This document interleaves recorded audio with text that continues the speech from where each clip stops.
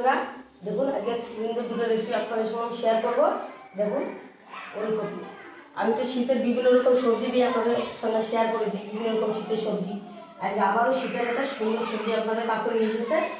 দেখুন ওলকপি, কত সুন্দর টাটকা টাটকা ওলকপি। এই ওলকপি দিয়ে এই ছাড়া মাছ দিয়ে রান্না করবো। আর এই দেখুন এটা হলো খেসারি শাক,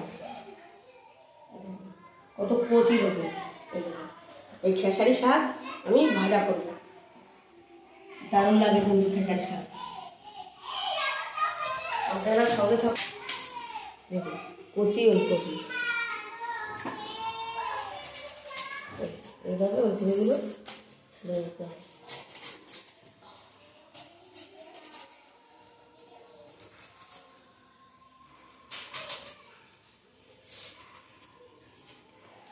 ওলকপিটা ছাড়ানো হয়ে গেল।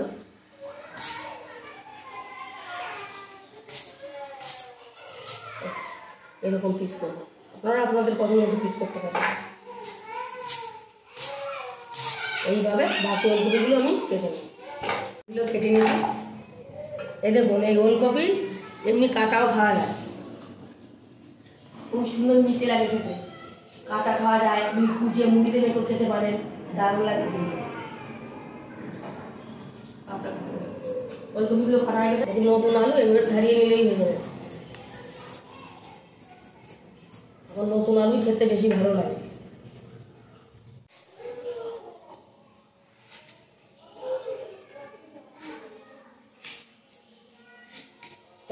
আলুগুলো ওলকপির মতন কেটে নিচ্ছি, আমি কেটে নিয়েছি। এখন এই শাকগুলো কুচাবো। শাকগুলো আমি ধুয়ে রেখেছি। এই শাকগুলো ছোট ছোট তো ওই জন্য এইভাবে নিতে হবে। নিয়ে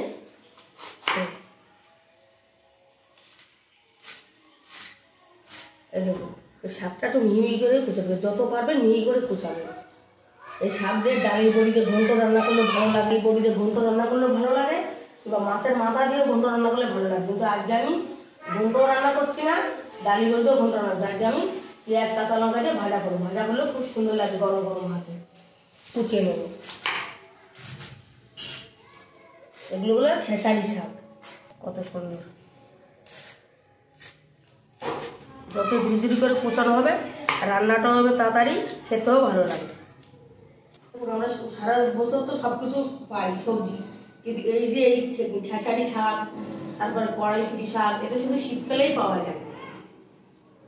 ওই জন্য শীতকালেই পাওয়া যায়, শীতকালেই সুন্দর করে কিনে ভালো করে রান্না করে মজা করে খেতে হবে। কত সুন্দর লাগছে সবুজ শাক।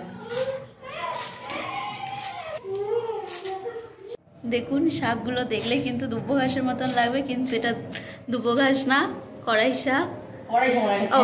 খেসারি কড়াই শাকগুলো আমি কাটছি, দারুণ একটা ছেল বেরোচ্ছে। আমার তো যে কোনো শাক ভাজা খেতে দারুণ লাগে, আবার ওই খেসারি শাক হেভি লাগে খেতে।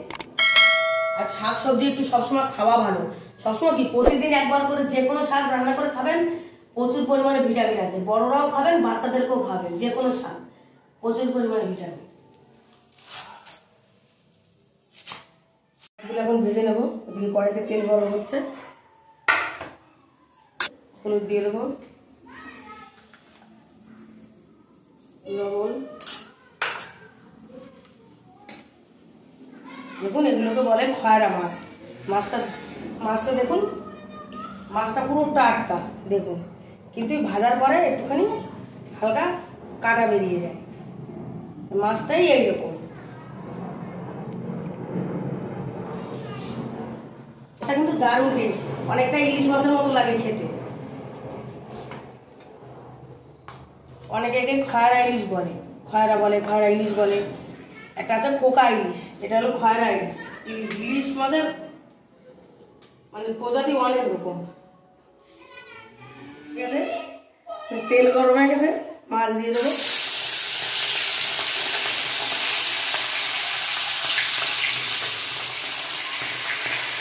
করে দিয়ে দিয়ে ভাজবো। দিচ্ছি সত্যি মাছগুলো ভাজছি। আর ইলিশ মাছ ভাজা করে যেরকম সেন্ট করা, এই মাছটা ভাজা করছি যে ইলিশ মাছের মতনই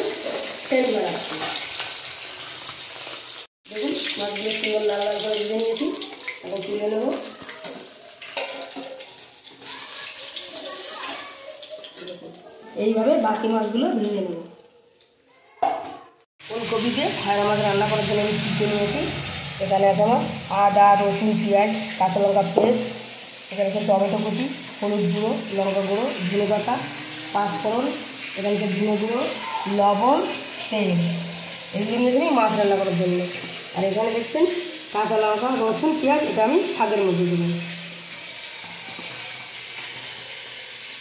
আপনারা ওলকপির তরকারিটা শুধু আদা দিতে বা আদা দিয়েও করতে পারেন, কিন্তু আজকে আমি ওলকপির তরকারিতে আদা, রসুন, পেঁয়াজ সব কিছুই দিচ্ছি।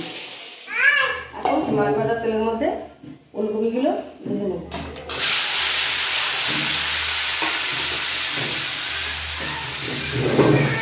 লবণ,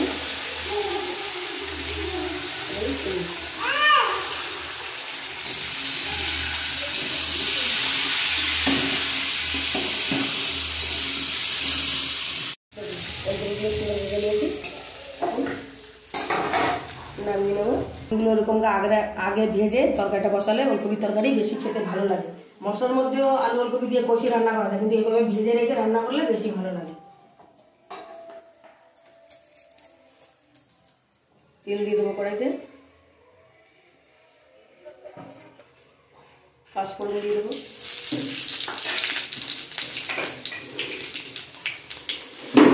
দিয়ে দেবো, একসঙ্গে সব কিছু দিয়ে কষাবো। এখানে আদা, রসুন, পেঁয়াজ, কাঁচা লঙ্কা পেস্ট।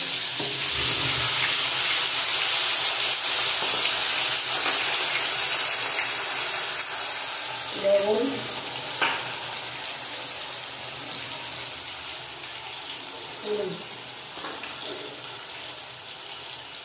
লঙ্কা দিয়ে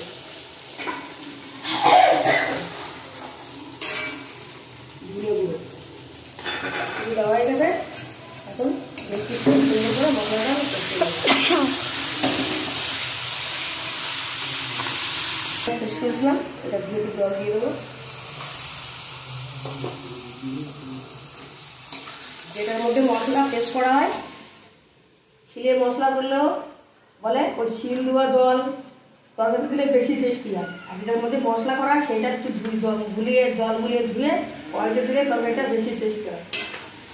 আর গায়ে মশলা লেগে থাকে, ওই জন্য সামান্য জল তো দিতেই হয় মশলার মধ্যে, ওইটা দিয়ে দিলে ভালো। দেখুন এখন বেশ কিছুক্ষণ আমি মশলাটা কষে নেব, যতক্ষণ তেল না আটাচ্ছে। কষে নিচ্ছি, ভাজা ওলকপিগুলো দিয়ে দেবো।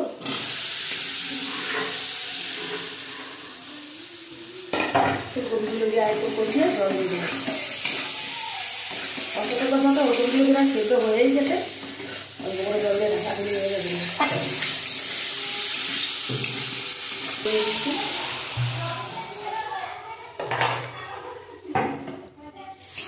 জল দিয়ে দিয়েছি,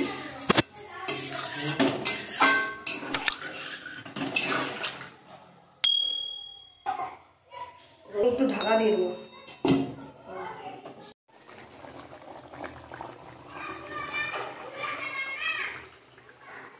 মাছগুলো দিয়ে দেবো।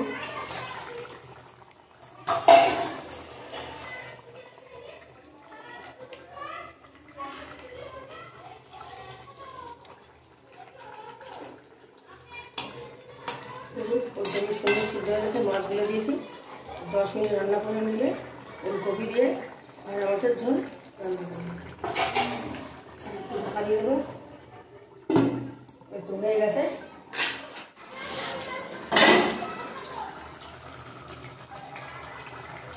গরম মশলা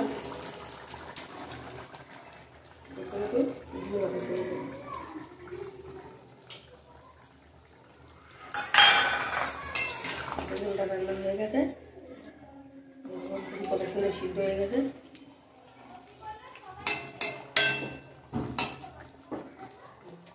সিদ্ধ হয়ে গেছে,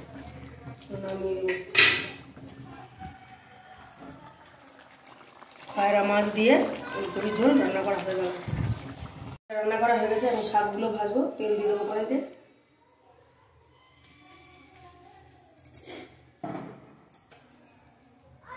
কাঁচা লঙ্কা, পেঁয়াজ, রসুন দিয়ে দেবো।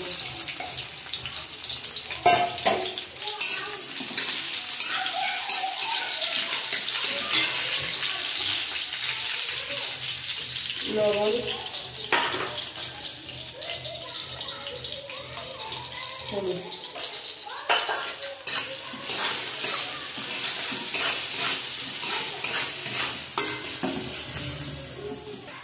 কাঁচা লঙ্কা, রসুন, পেঁয়াজ একটুখানি ভালো করে ভেজে আমি শাকগুলো দেবো।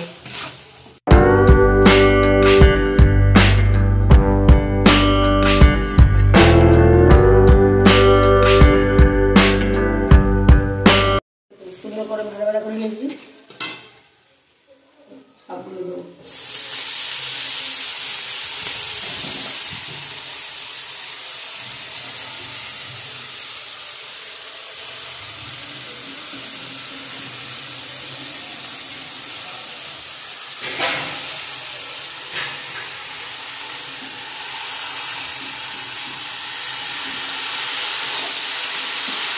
কতগুলো শাক হয়ে যাচ্ছে, রান্না করার পরে অল্প হয়ে যাবে। যে কোনো শাকই রান্না করার সময় মনে হয় কত, কিন্তু রান্না করার পরে অল্প হয়ে যাবে।